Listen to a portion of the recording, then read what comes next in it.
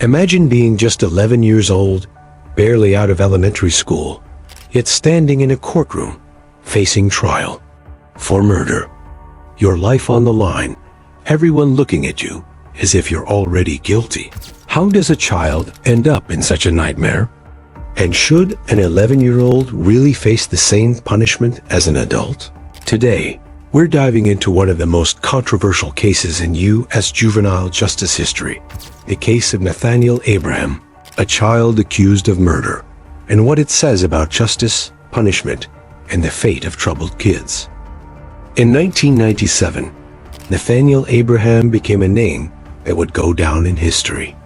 Not for anything positive, not for an accomplishment, but for a crime. At just 11 years old, he stood trial for murder in Michigan, sparking a media frenzy and a public outcry.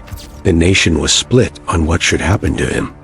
Some felt that the justice system should make an example of him, sending a message to other troubled kids. Others argued that he was just a kid who'd fallen through the cracks and needed support, not lifelong punishment. This case became a battleground of debates around juvenile justice, rehabilitation, and our society's responsibility toward troubled youth.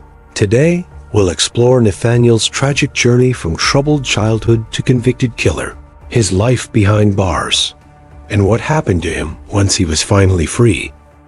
Nathaniel Abraham's story begins in Pontiac, Michigan, a place that, like many other American cities, faced its share of poverty, crime, and hardship. Nathaniel was born into this difficult environment, a child who would never know stability. His mother, Gloria, was struggling trying to keep a roof over their heads and food on the table, but barely getting by. Nathaniel's father was out of the picture, and his mother was left to juggle the roles of provider, disciplinarian, and nurturer. From a young age, Nathaniel was already falling into patterns that hinted at trouble. Teachers and neighbors saw it.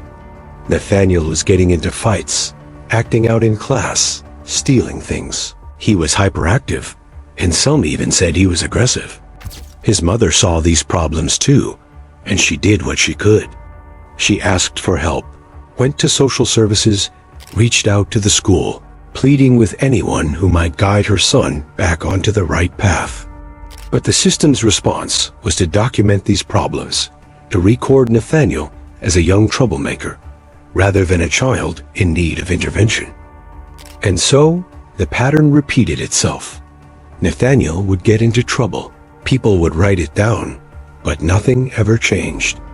There were police reports, school notes, and a growing pile of evidence that Nathaniel was on a dangerous path, but no one seemed willing or able to stop it. And without any real help or support, Nathaniel's troubles grew larger, until one day they turned deadly. On October 29, 1997, Pontiac changed forever. Nathaniel was just 11 years old, and he was wandering his neighborhood with a .22 caliber rifle. Why he had access to a gun remains one of the big questions in this case. But for now, let's stick to the facts. Nathaniel claims he was playing with the gun, unaware of the consequences that were about to unfold. But at some point, he pointed the rifle and pulled the trigger, sending a bullet through the air. That bullet struck Ronnie Green Jr., an 18-year-old who was just minding his own business, completely unaware that his life was about to end. Nathaniel said it was an accident. He didn't mean to kill anyone. But for prosecutors, that explanation wasn't enough. They didn't see a child who made a mistake. They saw a potential killer. They looked at Nathaniel's history, those earlier reports of threats, aggression, and his so-called promise to hurt someone one day, and they decided that this wasn't just a tragic mishap, but an intentional act. They argued that he knew what he was doing, and that he should be held accountable as if he were an adult. This decision was made easier by Michigan's Get Tough on Juvenile Offenders law. The state had adopted these measures to crack down on youth crime, allowing young offenders to be tried as adults, regardless of their age. Nathaniel was caught in this net, pulled into a world he could hardly understand. The system labeled him, not as a misguided child, but as a criminal, and his life would be forever changed by that decision. In the courtroom, Nathaniel sat in a suit that was clearly too big for him. The solemn faces, the legal terms, the serious accusations. This wasn't a place for a child. Yet there he was, on trial for murder, facing a sentence that could take away his youth, his freedom, his future. Media outlets descended, capturing his every expression, every word spoken by the attorneys. The country was watching, and people were divided. Some saw an innocent child, a boy who'd made a mistake in a system that had failed him at every turn. They argued that he needed guidance, not a prison cell. But others saw the potential for violence, a danger to society, a warning of what happens when young people aren't taught respect for life. Civil rights activists, legal experts, and community members took sides, arguing passionately about what should happen to Nathaniel. But in the end, it would be up to the judge and jury. When the verdict came, it was a blow to those who had hoped Nathaniel would be shown leniency. He was found guilty of second-degree murder. He wouldn't be sent to an adult prison, but he would be kept in detention until he was 21. By the time he would be released, the world would have moved on, but Nathaniel would have lost his entire childhood to a correctional system. As the years passed, Nathaniel adapted to life in juvenile detention.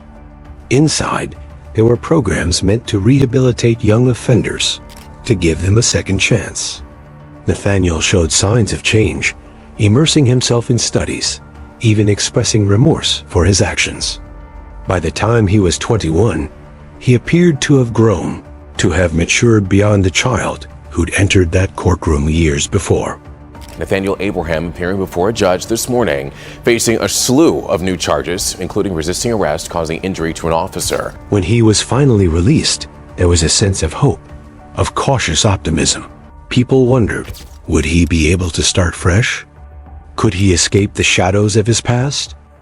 Unfortunately, the promise of a second chance didn't last.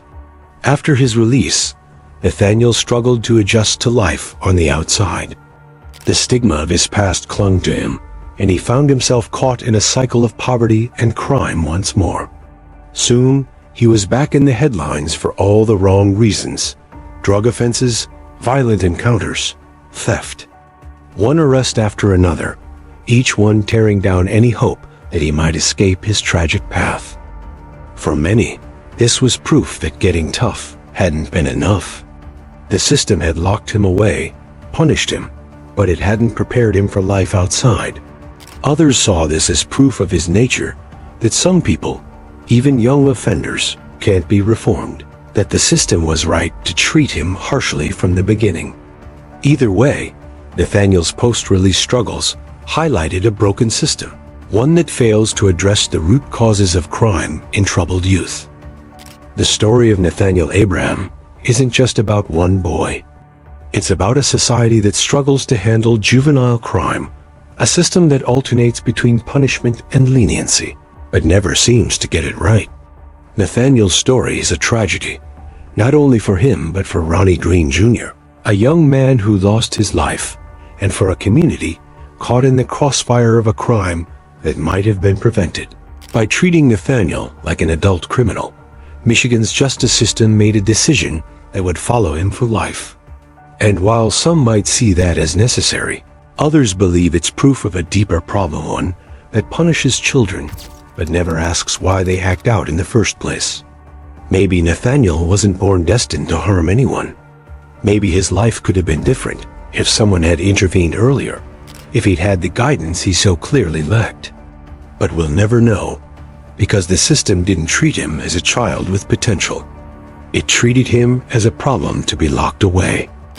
What happened to Nathaniel Abraham forces us to look at the bigger picture. When we choose punishment over prevention, we set these kids up to fail. The question is, how many more Nathaniels will it take before we realize that sometimes treating a child like an adult isn't justice? It's just a tragic mistake. For more stories that make you question justice and the truth, hit that like and subscribe button.